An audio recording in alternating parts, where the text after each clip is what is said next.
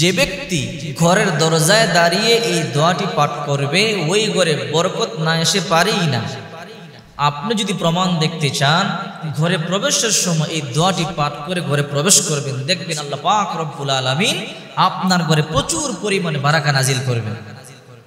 হযরত জাবের রাদিয়াল্লাহু তাআলা আনহু বলেন, যে ব্যক্তি ঘরে প্রবেশের সময় আল্লাহর নাম নেয় এবং খাবার খাওয়ার সময়ও আল্লাহর নাম নেয়, শয়তান তখন তার সাঙ্গপাঙ্গদেরকে বলে, আজ রাতে তোমরা এই ঘরে অবস্থানও করতে পারবে না, খাবারও খেতে পারবে না, আজ তোমরা খাবার এবং অবস্থান থেকে বঞ্চিত হলে।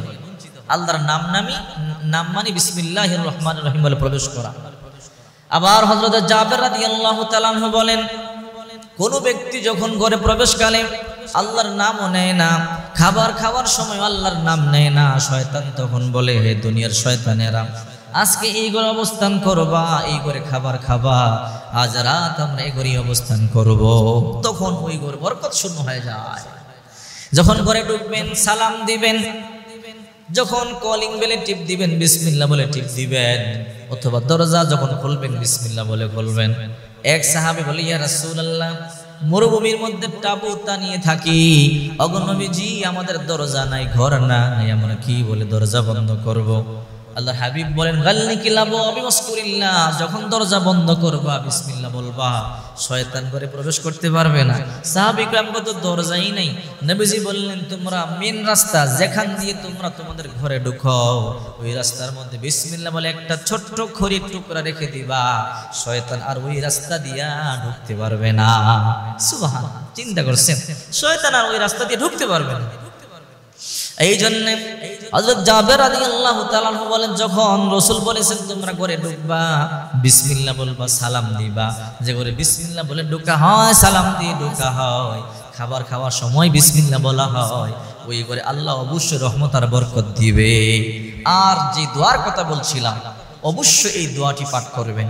ঘরের দরজায় দাঁড়িয়ে যখন ঘরে প্রবেশ করবেন এই দোয়াটি পাঠ করবেন।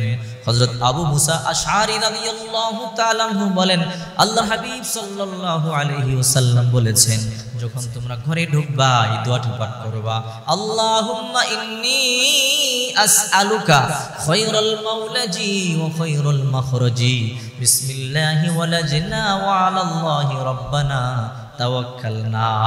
আমি শিখার সুবিধার্থে আবারও বলছি, আল্লাহুম্মা ইন্নী আসআলুকা খায়রাল মাওলাজি ওয়া খায়রাল মাখরাজি, বিসমিল্লাহি ওয়ালাজনা ওয়া আলাল্লাহি রাব্বানা তাওয়াক্কালনা। যে ব্যক্তি এই দোয়া পাঠ করে ঘরে ঢুকবে, আল্লাহ তার ঘরে অবশ্যই বারাকা দিবে। আল্লাহ বারাকা না দিয়ে পারেই না। যখন আপনি মালিকের কাজ করবেন, মালিক তো অবশ্যই আপনার মজুরি দিবে। আপনি দুনিয়ার দিকে তাকান, মালিকের কাজ না করলে মালিক আপনার বেতন দিবে না, আর মালিকের কাজ করলে মালিক বেতন দিবে। যত বেশি মালিকের কাজ করবেন, মালিক তত বেশি খুশি হয়ে আপনার বেতন বাড়ায়া দিবে। দেখেন না, ওভার টাইম করলে আরো বেশি দেয়। আমল যত বেশি করবেন আল্লাহ তত বেশি দিবে আপনাকে। এক বৃদ্ধ সাহাবী আল্লাহর নবীর কাছে এসে বলে, ইয়া রাসূলুল্লাহ, এত হার ভাঙা পরিশ্রম করি কিন্তু আমার ঘরে কোনো বরকত নাই, যা ইনকাম করি সব চলে যায়। আমাদের সমাজেও দেখবেন এমন কিছু মানুষ আছে লক্ষ টাকা ইনকাম করে, টাকার মধ্যে কোনো বারাকা নাই। 1 লক্ষ টাকা ইনকাম করে কিন্তু মাস শেষে টাকা খুঁজে পাওয়া যায় না। আবার কিছু কিছু মানুষ আছে দেখবেন অল্প টাকা ইনকাম করে কিন্তু বারাকা আছে। টাকা অল্প হলে কি হবে, কিন্তু বরকত আছে। 20,000 টাকা ইনকাম করে তারপরও মাস শেষে থেকে যায়। আল্লাহ হাবিব সাল্লাল্লাহু আলাইহি ওয়াসাল্লাম বলেন, যখন তোমরা ঘরে ঢুকবা বিসমিল্লাহ বলবা। ওই সাহাবী বলে, ইয়া রাসূলুল্লাহ, আমার ঘরে বরকত নাই, আপনি আমাকে এমন কিছু আমল বলে দেন। আল্লাহর হাবিব বললেন, বাবা, আপনি যখন ঘরে ঢুকবেন তখন সূরা ইখলাস পাঠ করবেন। বিসমিল্লাহির রাহমানির রাহিম, কুল হুয়াল্লাহু আহাদ আল্লাহুস সামাদ লাম ইয়ালিদ ওয়া লাম ইউলাদ ওয়া লাম ইয়াকুল লাহু কুফুয়ান আহাদ। এই সূরা ইখলাস অনেক বরকতপূর্ণ একটি সূরা। আল্লাহ হাবিব বলেন, 3 বার সূরা ইখলাস পাঠ করলে 1 কোরআন খতম 1 পড়বার সওয়াব হয়। 10 বার সূরা ইখলাস পাঠ করলে আল্লাহ তাআলা জান্নাতে তার জন্য বিশাল বারাকা তৈরি করে দেয়। 10 বার সূরা ইখলাস পাঠ করলে জান্নাতে আপনার নামে বাড়ি হয়ে যাবে। দুনিয়ার একটা বাড়ির জন্য কত পাগল হয়ে যান, অথচ যদি 10 বার সূরা ইখলাস পাঠ করেন জান্নাতের বাড়ি কতই না উত্তম। আল্লাহ পাক রব্বুল আলামিন যাদেরকে জান্নাত দান করবে তাদের মতো ভাগ্যবান কে আছে? জান্নাতে যারা যাবে হাউজে কাউসারের পানি পান করবে, এক ডুব হাউজে কাউসারের পানি পান করলে আর কোনোদিন তার পানি পিপাসা লাগবে না। আহলা মিনাল আসাল আবিয়াদ মিনাল লাবান আবরাদ মিনাস সালজ। আল্লাহর হাবিব বলেন বরাবর চাইতে ঠান্ডা, মধুর চাইতে মিষ্টি, দুধের চাইতে সাদা এক ডুব পানি পান করলে আল্লাহর হাবিব বলেন জান্নাতে ঢোকা পর্যন্ত তার আর পানি পিপাসা লাগবে না। এই জন্য আপনার যত বেশি আমল করবে আল্লাহ তত বেশি আপনাকে দান করবে।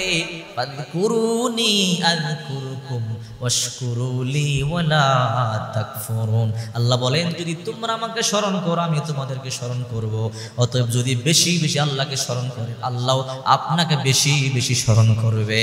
এই জন্য করে ঢোকার সময় পড়বেন আল্লাহুম্মা ইন্নী আসআলুকা খায়রাল মাওলাজি ওয়া খায়রাল মাখরাজি বিসমিল্লাহি ওয়ালাজনা ওয়া আলাল্লাহি রাব্বানা তাওয়াক্কালনা।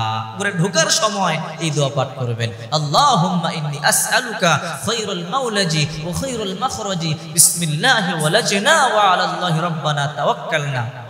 আমল করে দেখেন আমলের মধ্যে আল্লাহ কি রেখেছে। আমল না করলে বুঝবেন কিভাবে? আমল করলে অবশ্যই ফল পাবেন।